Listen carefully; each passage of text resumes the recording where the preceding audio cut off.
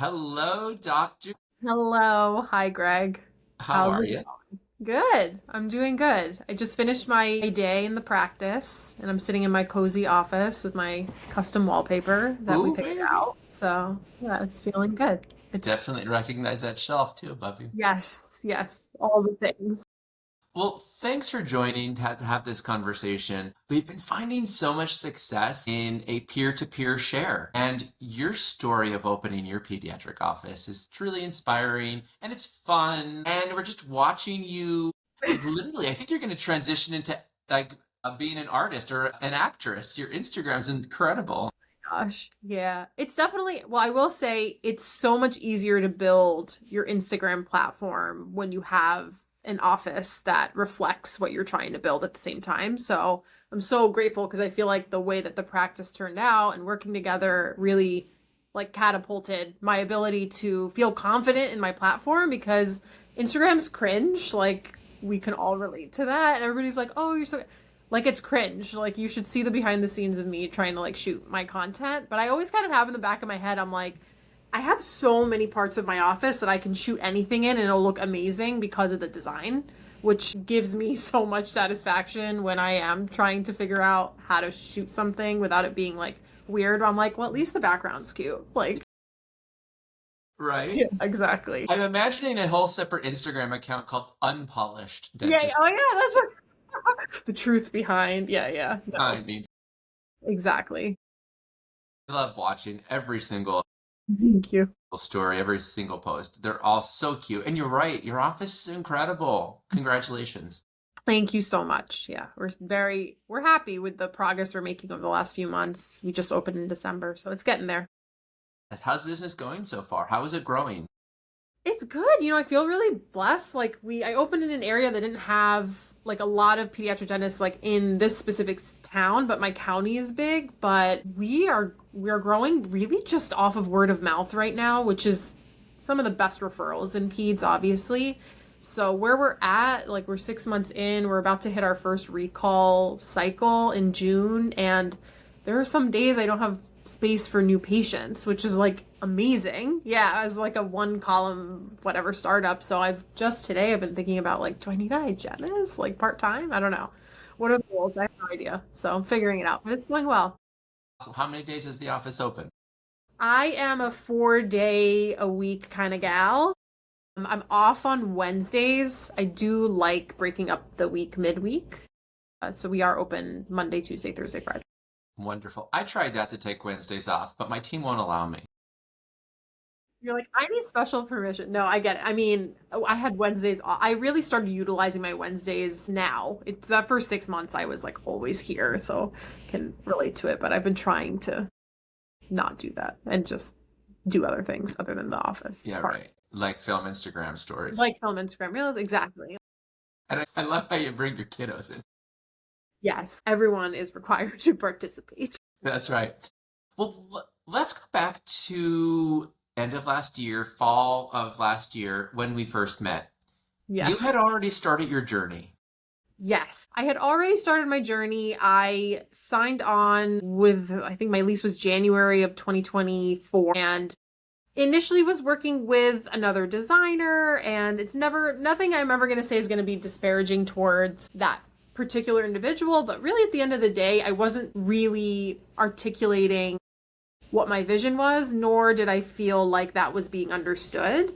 And the issue with startups is that you think you have so much time to dedicate to certain things, but you don't. And lo and behold, we were aiming for a November opening, and come September, my like package was sort of wrapped up with this other person, and the practice just didn't look the way that I wanted it to, and I was sort of stuck. And I did not, especially at that point in time, have any bandwidth to think about like what size desk I need here or what chairs do I order and how do I make this practice look pretty, like artwork and whatnot. So yeah, I was definitely in a little bit of a situation come September. And that is when I very desperately reached out to you and Tony. And we had a great first consult call. And I felt like a bajillion times better after we got off that call.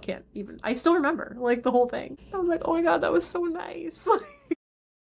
Well, that's incredible. We were honored to have built the practice with you. And I have to say, a lot of the design elements were really good that you came to us with. And then we added a couple more layers on. Yeah, it was elevation. That practice needed that elevation. Yeah.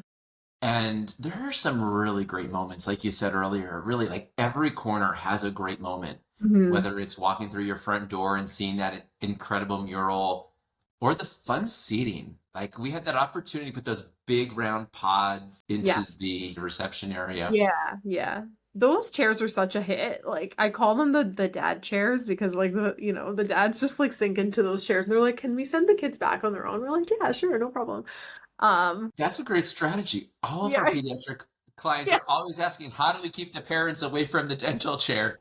I There know. you go. Just make them melt into the bubble chairs. But yeah, our murals are incredible. Shout out to Phoebe at Pander who came all the way from California to just liven up my practice. I mean, she's incredible to work with, a woman-run business, and she did 5 murals for my office, which, sometimes people will do one. I was like, no, like let's do every room. So she did an incredible job and we get compliments on that every day. And I think having Design Wise come on at the same time, we were able to utilize her murals in a way to then elevate the rest of the practice based off color schemes and whatnot. So it was awesome. I like to do a lightning round, what I like to call who is on your Okay. team. Okay. That'd be cool. Yeah. You are in Marlboro, New Jersey. Yes. Who is your broker for your dental practice? Who My found the space with you? found the space with me. So I worked with John Macerano Consulting Group, and Leah, his commercial real estate agent, was the one who helped me find the space and helped me sign this lease. Wonderful. And how about your lender? My lender is Bank of America, the Wonderful. best. Yeah, I had a great experience with them too. Wonderful. How about marketing? Marketing is Wonderist right now. So I did my website, my branding, everything with Wonderist, and now we just started my SEO about 2 months ago. Kicking it up. And then it's me. I'm marketing on my You end. are your own marketing. It's amazing. Every pediatric dentist that we meet on the East Coast, Yeah. actually down literally from New Jersey, New York to Florida, knows you. It's like I'm like, so cool. Like how do they all know? It's your presence, and you just have an energy around you that's attracting. It's really a great presence.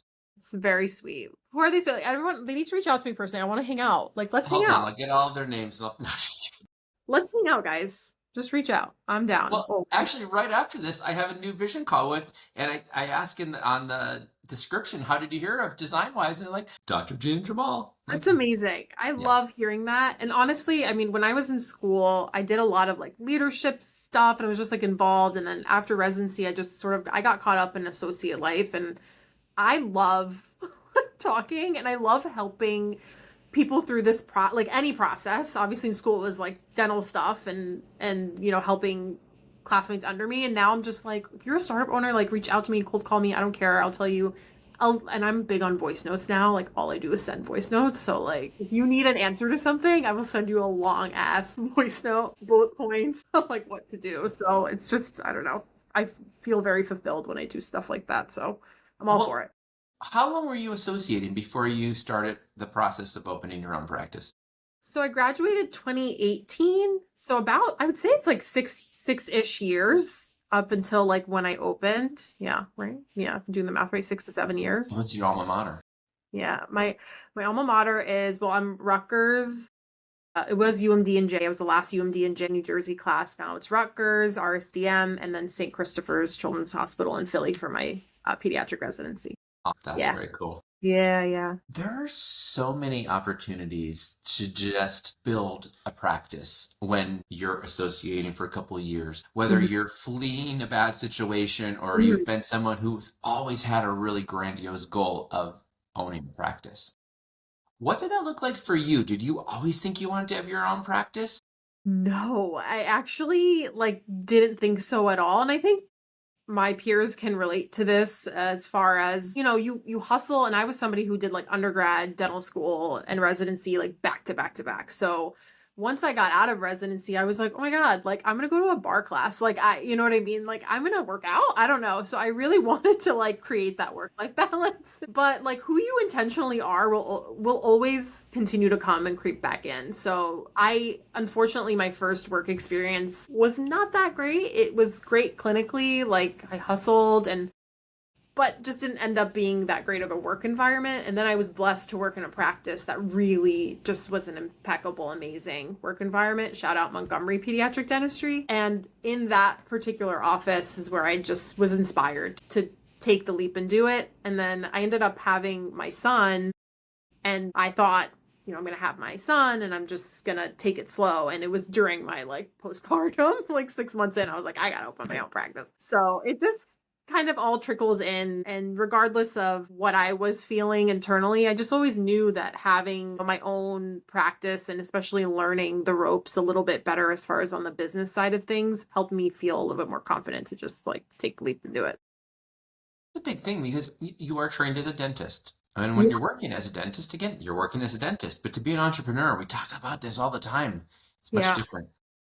It's so different. And I am not the same person today that I was November 2024. Like when I first opened my doors and had my first 2 employees start, it has given me the potential to have so much professional growth and personal. I'm just like totally, even the way I like interact and just my patience with like my son, for example, like everything just like shifts and changes when you have this level of responsibility of also taking care of your employees. Like that's a whole new experience for me. Like what that feels like is so different than knowing that's something that you're going to start to do. So it's an amazing opportunity to have a team. Yeah, and it really share your is. talents, and you're their home away from home.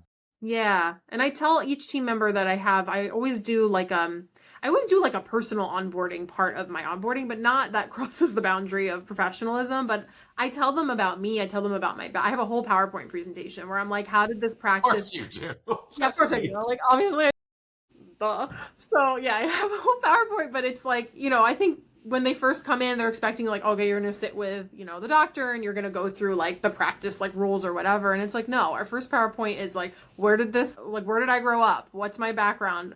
Who am I as a boss? Like, what are my philosophies? And then also, how did this practice come about? Because I want, especially as a startup, I want people to fall in love with this process too, because I'm going through it and it's like lonely. Like I'm like all by myself. So I want them to know like what this is like to build something, because I want them to feel like they're building something alongside me too. Thank you. Thank you. What was your first call, or what was your first step when you had that thought and you're like, okay, this is it, let's do it? The first call, honestly, was to John Masterano. He's just such an incredible guy. He's easy to talk to. I had spoken to him years before when I was still considering it, and then I just was like, I'm not doing it. That was actually my first call, was to get back in touch with the consultant, and I'm huge on that.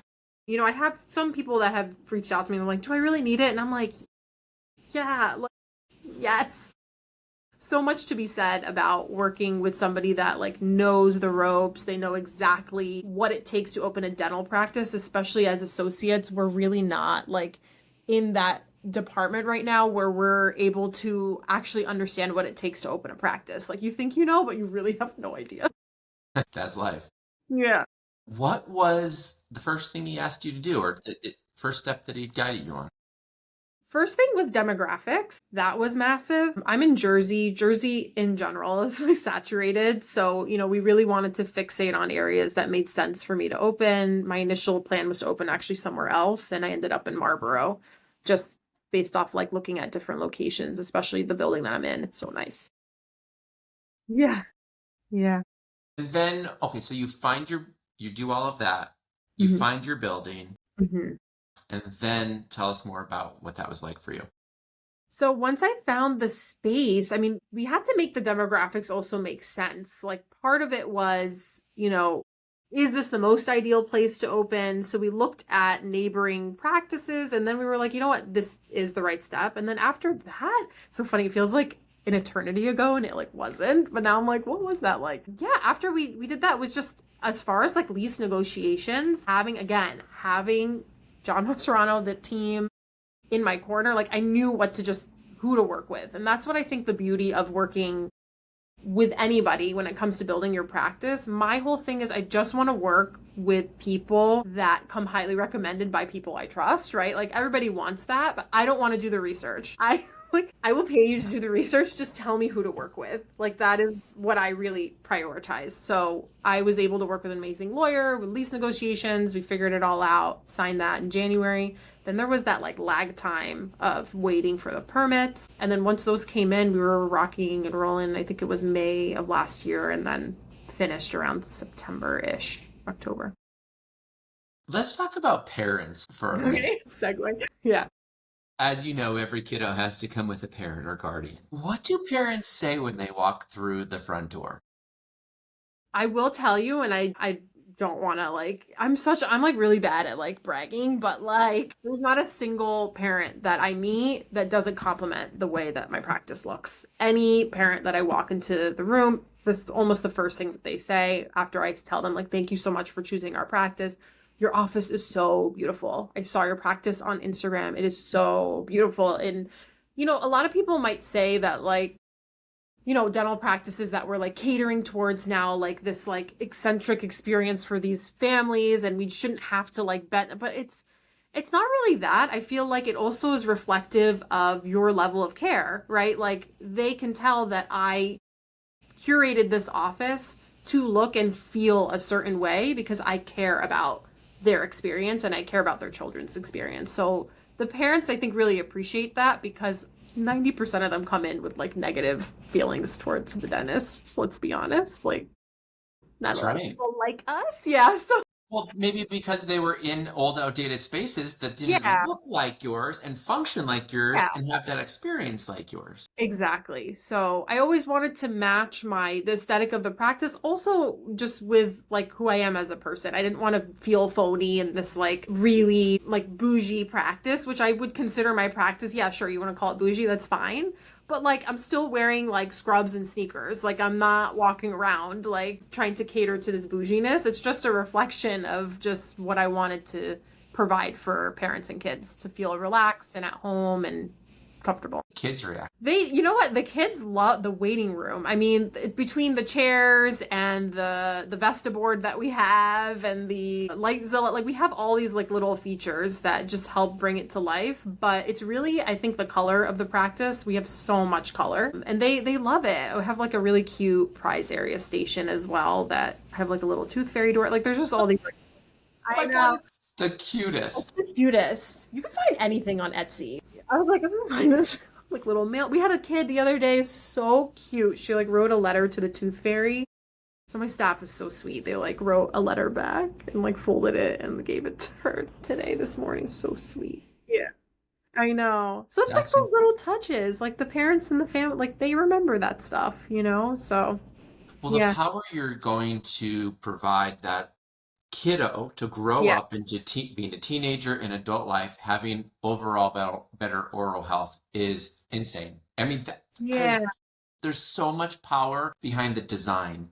And going Hmm. back to what you said, is that, what is the power of design? And it's anxiety reducing, allowing people to feel welcome, and the fact that they want to come back.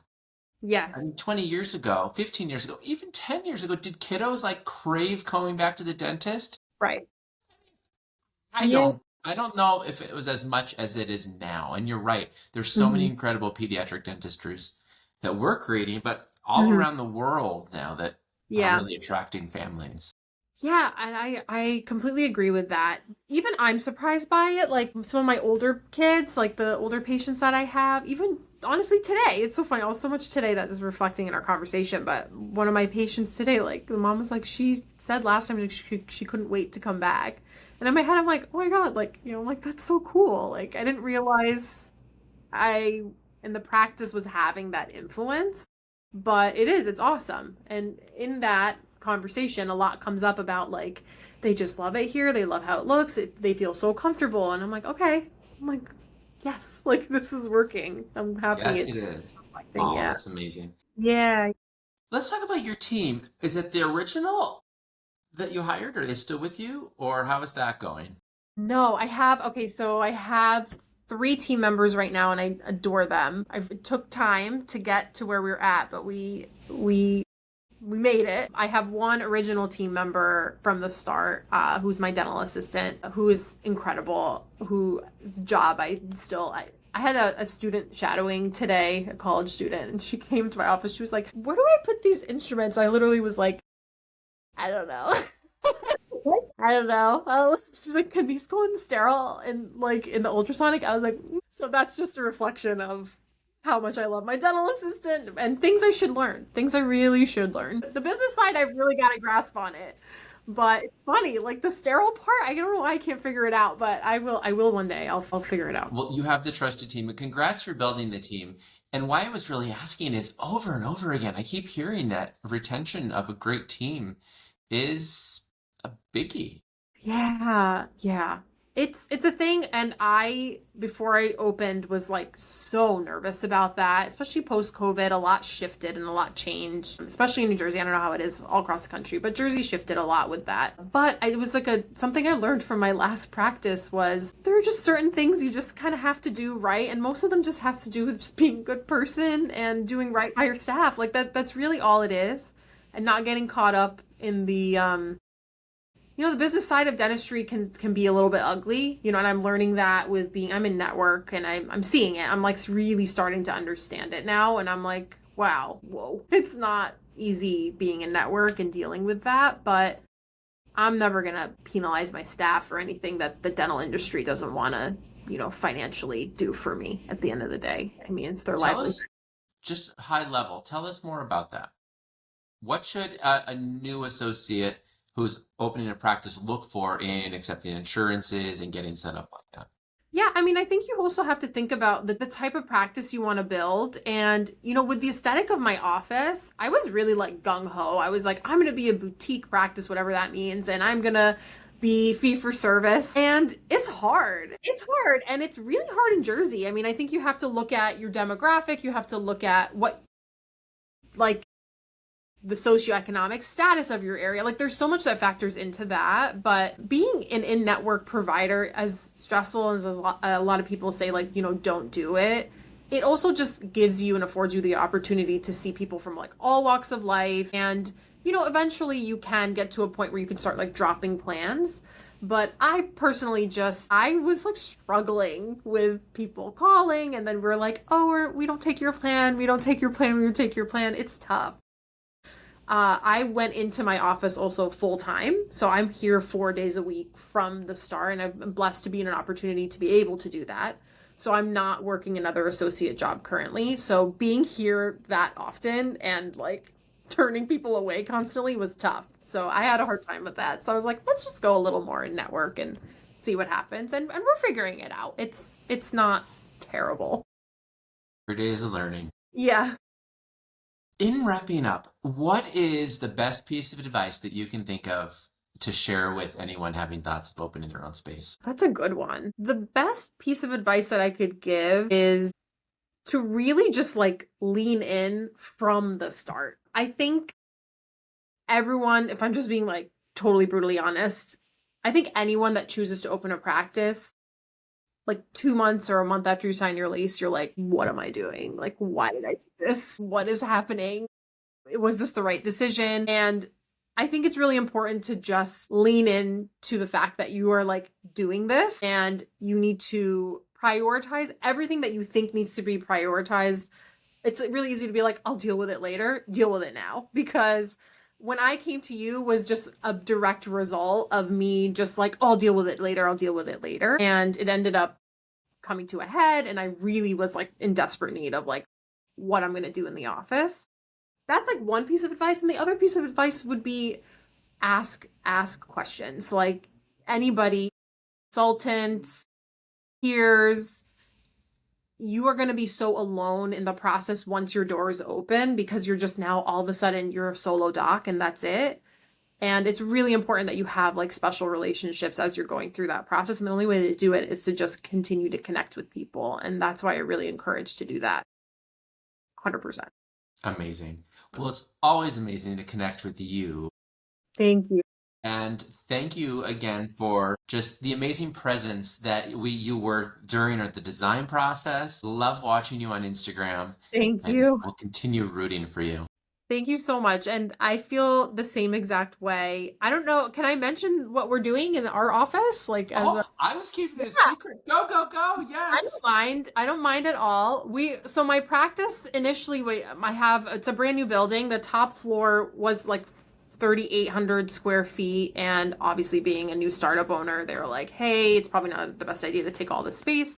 After I moved in, like 4 months in, I'm like, what am I doing? So there's an extra like L shape, about, what are we saying, like 1,700 square feet that we are collaborating together to expand the office into. So I'm super excited about that. I literally can't wait. I go into the space every day. And so I'm just thrilled. I can't wait to see what we create together. That's right. So happy for, I mean, after 6 months to be expanding already. I know, I know. And it's not like, we're not going to outfit all of it, but there's so much of it is going to be functional. And that's another piece of advice I've actually could just like throw this in there real quick is like, don't sleep on your floor plan. like, like study it, sleep with it, take it with you like for a whole week and just stare at it and ask for advice on it because there's so many things I've been open now. I mean, I'm like, oh, you know what? We need this, we need that, we need this. So definitely don't sleep on the Yeah. Well, thank you very much for your time. Thank you, Greg. We'll chat soon. We'll chat soon. See you, Dean.